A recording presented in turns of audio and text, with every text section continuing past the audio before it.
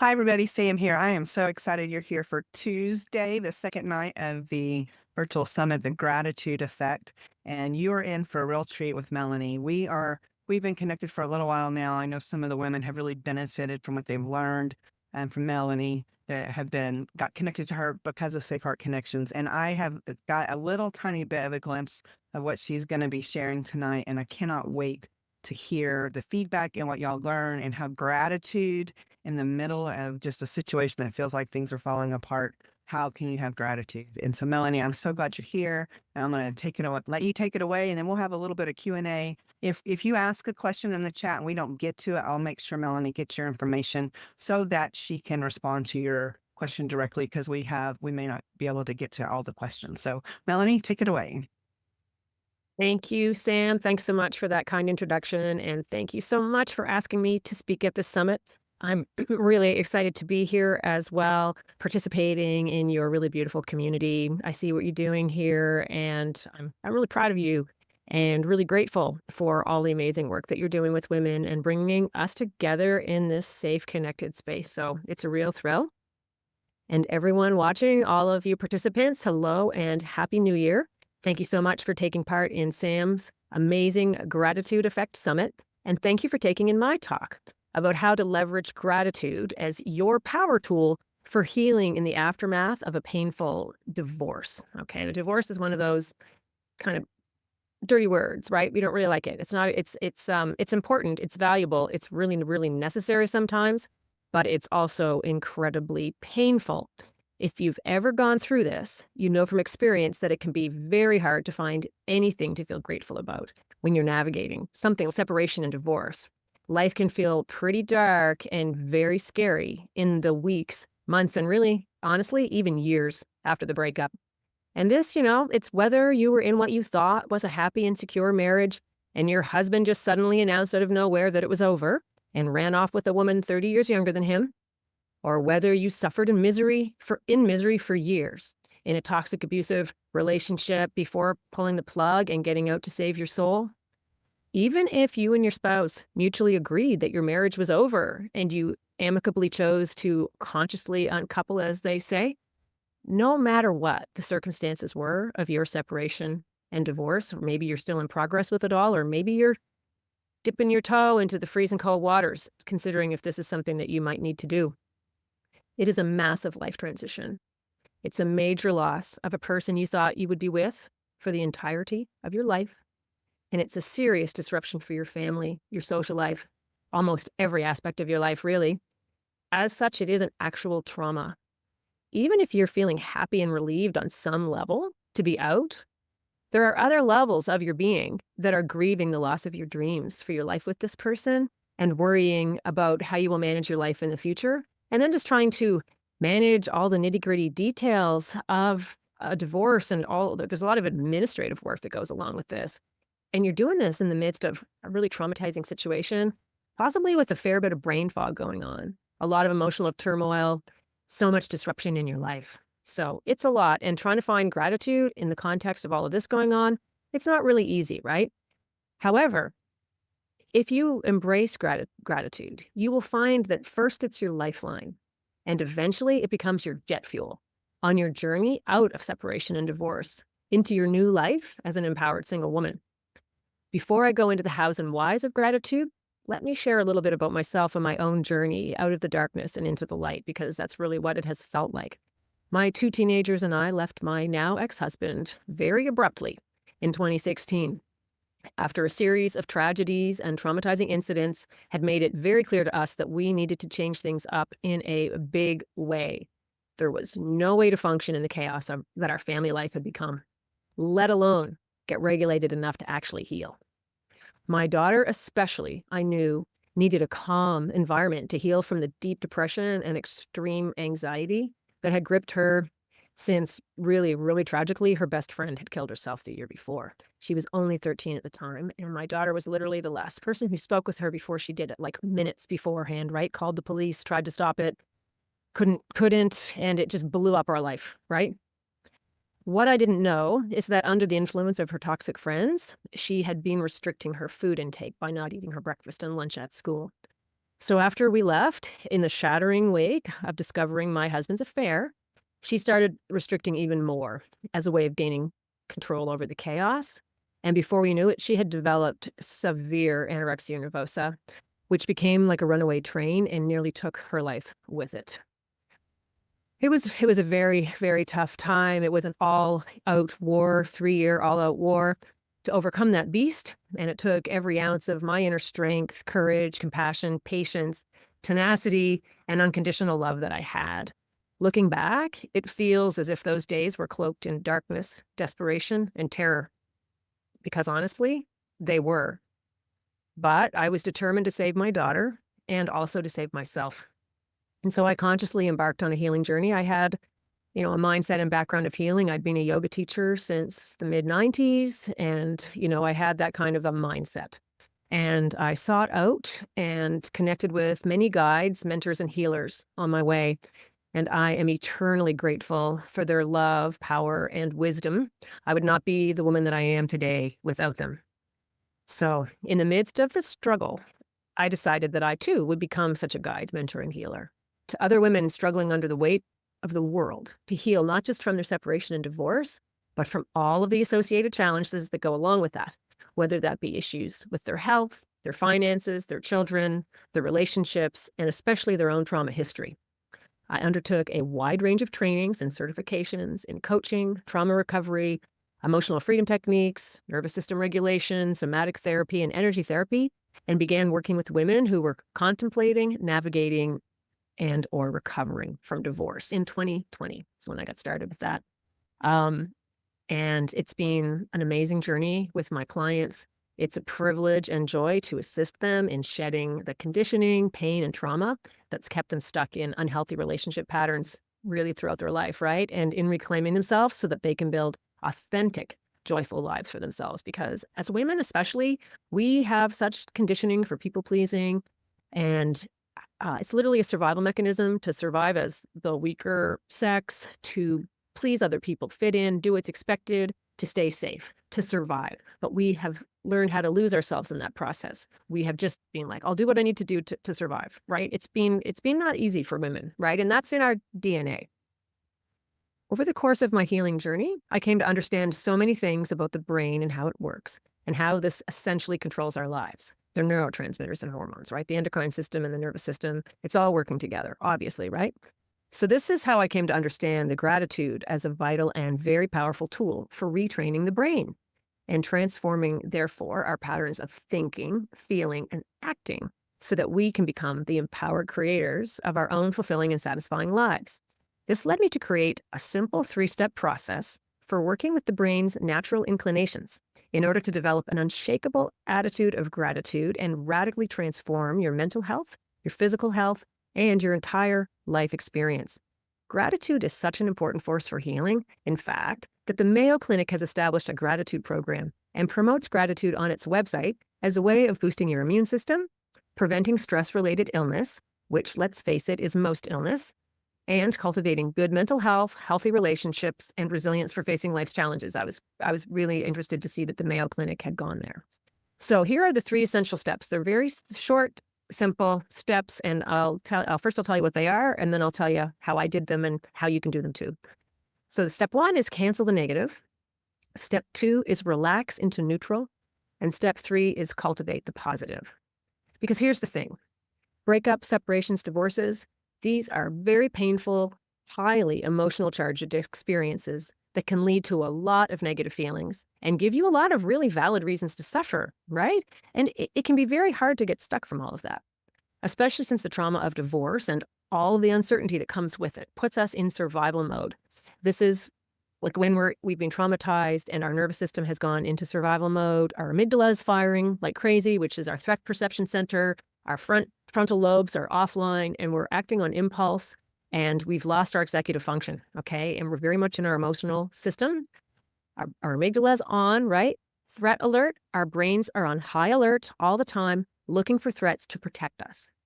This is part of a human survival mechanism known as the negativity bias. Our brains are literally wired to look for the negative, and it's not hard to find. It's our natural tendency, right? And there's a lot we could find that seems negative. So the leap from negative all the way to positive is a pretty much impossible chasm to, bridge, right? But you will face less internal resistance if you start by letting go of the negative as much as you can and finding some neutral ground where you can rest and then begin to notice the positive. Because if you look and you are relaxed, you will notice that it's right in front of you. So, step one, cancel negativity. It all started for me in 2017 when I came across a coach who encouraged her clients to sign a no complaining contract with themselves. I still have my complaint free contract pinned on the bulletin board in my office. If I wasn't in Scotland visiting my daughter, I'd show it to you. I look at it often to remind myself to pay attention to what I'm thinking and saying, to make sure I'm not dwelling on bothersome memories, toxic people, or voicing all my problems, irritations, and grievances every day. Because when I do that, the truth is, I'm reinforcing the negative pathways in my brain, like well-worn trails in the woods. I'm practicing complaining, and I can get really good at it, right? And complaining is really rewarded in our society.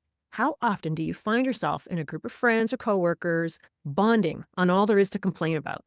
Your ex, your kids, your mother, your boss, the weather, the price of gas, whatever it is, it's a lot to talk about. And people even get a charge from one-upping each other on all they have to complain about. Oh, you think that's bad? You know how people do that, right? Well, this is what happened to me. La la la la la. You don't know suffering until you know how bad I've suffered. It's human nature, but that doesn't mean it's healthy, right? It's habitual. Like all common and, shall we say, popular behaviors, it's habitual. We're so used to it, we don't even notice when we're doing it. So we need to pay attention. Start paying attention to what you are thinking about and what you are saying, and notice when you are complaining. Get a notebook and write down what you complain about so you can identify any patterns. Ask yourself, what of all of that is actually within your control? If it is something you can control, what can you do to change it? Maybe you need to stop binging Netflix till the wee hours and get to bed earlier so you don't have a reason to complain about feeling tired. Or maybe there are people you should spend less time with because they draw you into patterns of complaining. Understand that at this time in your life especially, you're delicate. It's really important to protect your energy. Other people can bring you down in a hurry, so don't let them. Now, I'm sure that some of you at least are thinking, but my ex is a jerk. He's a narcissist. He really hurt me. He hurt the kids. He this and he that. I get it. Yes, you will have a lot of negative feelings about your ex, and you may have negative feelings about yourself too. You're probably facing big challenges that feel pretty darn complaint worthy. It is important to acknowledge the facts. So write them down. Make a list even of all your ex's horrible traits and actions so you have it in writing and you don't feel as strong a need to go over and over and over this in your head like a mantra, as if you could keep yourself safe by reciting all of the crimes, right? In fact, this is rumination and it keeps your nervous system triggered in survival mode and it can really keep you stuck. Write your angry and fearful thoughts down on a sheet of paper every day, if you must, and tear up the paper and burn it. This will get the thoughts out of your mind and help you to evaporate them. Because ultimately, you need to focus on you, not your ex. You need to focus on you. And ruminating about your ex and all the hard things in life will not move you forward. I'm not saying it's easy, but it is important. Otherwise, you will lose hours, days, weeks, months, possibly even years. I've seen it, to anxious rumination, and you will remain stalled in your healing. Soon after I signed my complaint-free contract, I also made a little sign that is still on the bulletin board in my kitchen. And this one reminds me to never complain, whine, gossip, judge, criticize, or blame. It's a tall order, I know, but it's something I work on. These are very easy patterns to fall into. They're very common. So much of human conversation is in these areas if you start to think about it, right? How much time is spent gossiping, judging, criticizing, blaming, whining, and complaining? An awful lot of it, right? But dropping these patterns is very rewarding because it makes space for other kinds of thinking, first of all. If you're talking about all that, you're talking about other things. You need to make space for other content in your mind and in your words. And you also need to move into the direction of acceptance, okay? Radical acceptance of everything and everyone exactly as they are is a crucial aspect of the healing journey. We have to accept reality. We can't fight it. It is what it is, no matter how much we hate it. It's a waste of vital energy to rail against that which cannot be changed. We must acknowledge what that reality is reality. What happened happened. We can't change the past. And we really can't change other people as much as we might wish we could. And even for their own good too, right? All we can do is move forward with good intentions for ourselves and our loved ones and make the best we can of whatever situation life has thrown us into. It's our job now to take the reins of our lives. And moving into acceptance helps us move into the very powerful place of neutrality. This brings me more deeply into step 2, relax in neutrality. Neutrality is powerful because it makes you unflappable and unshakable. If you don't have a strong negative or even a strong positive charge about something, you can hold it very loosely and even let it go because you've reached the place of being okay in any case. You are not attached, and therefore you are powerful.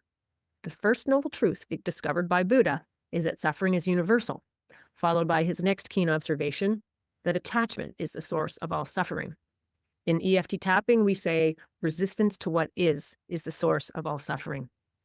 By releasing attachment, releasing resistance, we release suffering. And then we can begin to relax and heal. Our bodies are wired to heal. When we're in a stress response, our healing mechanisms are turned off. When we tone down the stress response, we allow our healing mechanisms. They're in there. They're just waiting for us to bring that stress response down. And then we can start to heal. And the physical and mental and emotional healing, spiritual healing, it's all wound up together. We are not fragmented beings. We have many, many parts, but we're all of those aspects of our being, the spiritual, the mental, the emotional, the physical, the energetic, they are all wound up into one whole, right? They are not separate. So the starting point is to find stillness, peace, ease, and calm as often as you can, preferably every day, even for 10 or 20 minutes. Start small and work your way up. Don't try to bite off more than you can chew. You'll overwhelm yourself and give up. For me, this meant taking my dog and heading out out to a trail in the forest every day to disconnect from the drama at home and find my source of connection to the divine in nature and in moving my body, sending my negative energy into the ground with every step, just down it goes, and then breathing in the life of the forest. This is still my daily habit and the cornerstone of my wellness, truly. I also did and still do spend a great deal of time listening to healing meditations, especially binaural beats that synchronize the two hemispheres of the brain. This nudges the brain to relax into longer, slower brain waves that allow stress and anxiety to fade away and be replaced with a sense of calm empowerment. Meditation, EFT tapping, breathwork, yoga, dancing to uplifting music, these are also part of my healing repertoire that allow me to move past my thinking mind or to just disconnect from it. Let it settle down, that thinking mind, and then connect with the timeless aspect of myself. This allows me to detach from grievance and worry and feel myself as a spiritual being having a human experience that I ultimately, before I came into this life, chose for myself as the pathway to the life lessons that my soul needs and desires for this lifetime. This higher spiritual perspective allows a very big shift where negativity recedes into the background and makes space for peaceful neutrality. And from there, it becomes quite easy to rock step 3, cultivating positivity. It's not a huge step from peaceful neutrality to gratitude and joy. And here's the rub, to lean into gratitude and joy no matter what. This was another commitment I made to myself in the dark and chaotic days of my daughter's illness and my own early days of processing the betrayal trauma. I would find my way to my inner core of unshakable happiness every single day, no matter what had happened that day, no matter how bad she was hurting, how bad I was hurting, or how bleak things looked. I had no way of knowing if things were ever going to get any better. But I did know that this was my life, and I was determined to be happy even in the midst of sheer chaos because, well, this was my life, and I deserved happiness. It's like, yeah, this sucks, but it's still my life. So what am I going to do? Am I going to lean into how much it sucks, or am I going to try to make it better, even if it's just within myself, which is I worked for that every day. I called it unconditional happiness. My commitment is to unconditional happiness. I will be happy no matter what. So what I would do is look for small things to appreciate and really lean into the appreciation. This could be something as simple as the brilliance of a sunset or the shape of bare tree branches silhouetted against a winter sky. The smell of my coffee in the morning, the sensation of cradling the warm mug and taking that first blissful sip, the sound of birds chirping in the backyard. the angelic beauty of my daughter's face as she slept, the feel of fresh sheets at bedtime. The smallest and simplest things possible. Notice them and pause for a moment to really take them in. Absorb the beauty, the sense of wonder, the enjoyment or pleasure. Allow it to seep into your soul and offer a silent or even spoken out loud thank you to the universe for this small gift in your day. At the end of each day, I would write in a journal 3 things I was grateful for and 3 things I had accomplished that day. This allowed me to anchor in the feelings of gratitude and accomplishment, to revisit and celebrate them, no matter how small. This would uplift me from my anxiety and depression and allow me to see that I was making forward progress in spite of the challenges, giving me a vital boost of dopamine and serotonin for my poor brain.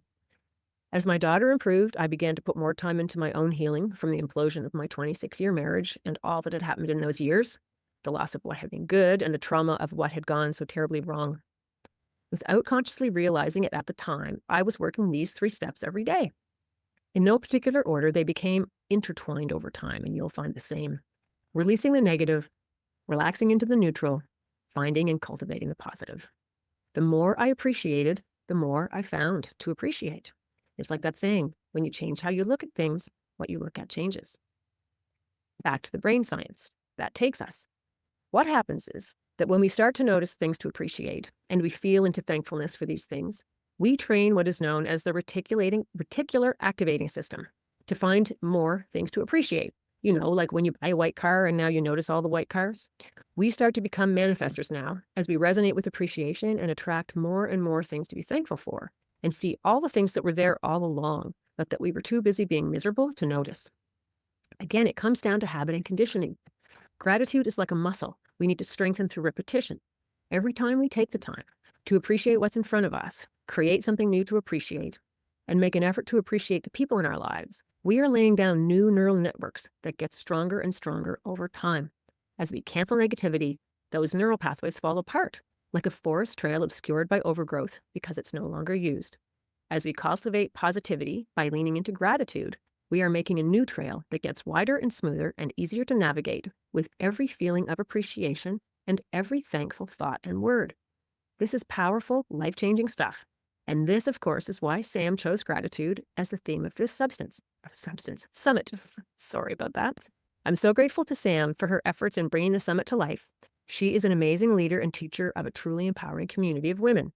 I'm also grateful for this opportunity to share my journey, insights, and practices with you. I hope you are able to get started on your gratitude journey right away. It will change your life for the better, and you will heal and thrive. If you are looking for support, I strongly encourage you to join Sam's Safe Heart Connections community.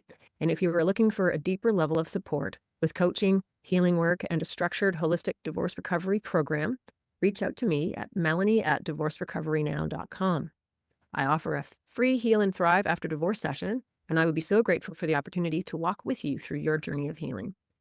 Thank you, and may you be blessed with much to be grateful for as you navigate your divorce healing journey.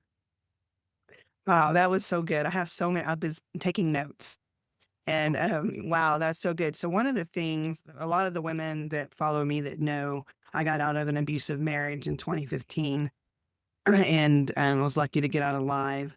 And I didn't have a community like this to help, right? And I really wish I had.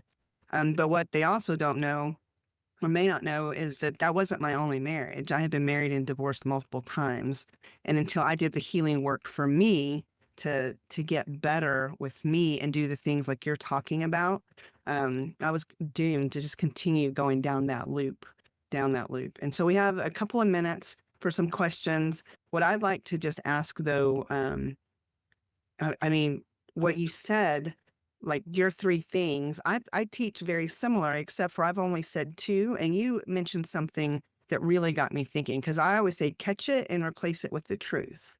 Right. That's what I say, catch it, but you're talking about this going into neutral, that maybe I'm implying that, but I've never said it that way. So can you tell me just a little bit more? Because I think a lot of the women are used to hearing catch it and replace it, that neutral place of being able to get back to 0 maybe. Can you Yeah. talk a little bit about that? Yeah. Because what I have found is that people resist going to positive because the negative is so strong and this is why tapping is so powerful, EFT tapping. You know, when you start with that, even though my life has fallen apart and there's no hope for the future, say, like you're in this really negative place. Everything is awful, everything's over. You know, I love, accept, and forgive myself. And a lot of people can't even come out with those words. There's and if you try to talk to people about, you know, well, such and such. I encountered this a lot with people I worked with and my daughter too. Oh, because I was always like the bright side girls growing up. You know, that's how I dealt with my mother, was to always be the one looking on the bright side. But people like, it so does not resonate with where they are that they just, Mhm. so I try to create a space of neutrality where it's open to possibility. And when people can't look at the actual like positive potential flip side, what I'll do to them, I'll make a bridge by going, consider the possibility. Mm. Right? Considering a possibility, it's like, oh, okay. I don't have to commit to that. Yeah, I can, right? Yeah, yeah. That's but I can so good. often consider it. And then you don't get the resistance. Yeah, so one of the things I've done with affirmations is and I do have affirmations that I listen to on a regular basis. I create some and share meditations and stuff with the women. But one of the things I have found is that if I say as an affirmation that I'm doing XYZ and my mind is like, but you're not. So what So I do is I say I'm open to, that's I'm perfect. op I'm open to, right? And then as you do that, and then you actually are open to, then you start doing, and then you can change it to I am. And so I think that neutral space is something really important. So I'm glad that's part of the 3 steps that you talk about. Thing is, and one of the things about that, if I could just, I had a train of thought and then it kind of went out of the station. But oh yes, in the realm of the law of attraction, people run into this all the time when they're like, oh, and they say, oh, just feel as if the desired reality really is. But people really can't get into feeling that. And in fact, trying to think that triggers so much resistance. It actually initiates what's called the law of opposites. It can actually increase the pain so much when you really observe how far from what you want is from where you are, that it can actually trigger more hopelessness and more despair. Yeah, So it's like that idea of, well, I consider it, that it could be possible. Anything is possible, right? right. We live in a universe of infinite possibilities. And it's our actions day to day, our choices, that determine whether that possibility becomes a probability. 100%. That's I always say you can create the life you want one choice at a time. So we have just a couple minutes left, and I have one more question I want to ask you. And if there's other questions popping in, I'll make sure everybody that you get to see those because I know as soon as we're done, you have to go because you're in Scotland. It's late, and it's going to be a whole thing. But I'll make sure that you get their questions. So just as we close, what are some of your most powerful gratitude practices? Really is leaning into appreciation and making the time for the appreciation. I work very hard. I have a lot that I'm doing all the time. I have my big to-do list. I could get consumed by that and have no time for anything else. But I deliberately just turn it all off and I make time for myself. And it does come down to that self-love thing. This is my life. I have to make time every day to do something for myself and to get outside, to feel the sun, to smell the fresh air, to see in nature, like to get out into nature generally. If the weather's terrible, I'll do something more cozy, but I make time every day. Yeah, it's really important. Just a couple of minutes. It does not have to derail. Every I hear women say, I just don't have time. But what I have found is when I take just a few minutes at the beginning of the day, then the rest of my day goes so much better. And then you talked about your 3 wins for the evening. That's part of what I'm going to be talking about when I do my talk. It's a big part of if I was doing this all again, what would I do to create a life I love? And it starts with some of the same gratitude things that you're talking about. So. It's really important, and I intuitively I didn't have anyone tell me about that. It was something I did intuitively, and it started with understanding to drop the complaining. Like, once you drop the complaining, then you start to notice that there's other things that you can do with your thoughts. It's like I started wanting to learn. It's like I'm not gonna complain about things. I'm gonna focus on what I can learn and what I can change. Yeah. I'm complain Thank you so much for being part of the Gratitude Effect Virtual Summit. And ladies, if you are looking for help, especially around anything related to divorce, and Melanie mentioned this at the beginning, we don't like divorce. Nobody wants to get divorced. And sometimes it is the right choice. And even when it's right, it's still hard. So if you're needing some support around that, please, please, please don't feel like you have to go through this alone because you don't. So, Melanie, thank you so much, and I will see you soon. Thanks, Sam.